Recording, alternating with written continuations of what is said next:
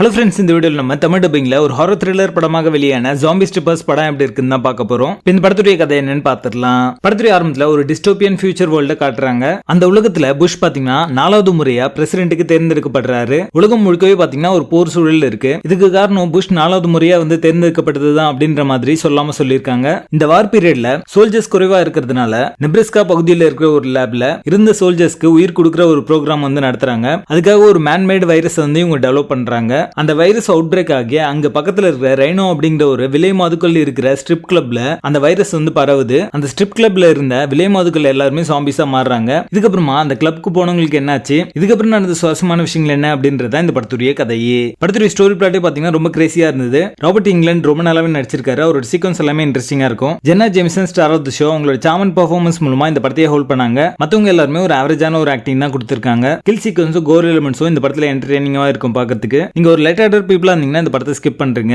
CJ work பாத்தீங்கன்னா இது CJ தான் பண்ணிருக்காங்க அப்படின்றது அப்பட்டமா தெரியுது. பட் இருந்தாலுமே ஒரு லோ பட்ஜெட் படத்துக்கு ஓகே தான். கேரக்டர் ஆர்க் அண்ட் டெவலப்மெண்ட் இன்னும் கொஞ்சம் பெட்டரா இருந்திருக்கலாம் அப்படிங்கிற மாதிரி தோணுச்சு. படத்துடைய பேசிங் ஆவரேஜா இருக்கும். மொத்தத்துல இது ஒரு பிலோ ஆவரேஜ் ஹாரர் படமாக வந்திருக்கு. படத்துல ஸ்ட்ராங் அடல்கான் இருக்கு. சோ ஃபேமிலியோட பார்க்கிறதுக்கு வாய்ப்பே இல்ல. ஜாம்பி ஸ்ட்ரிப்பர்ஸ் படத்துக்கு எங்களோட ரேட்டிங் 4 out of 10.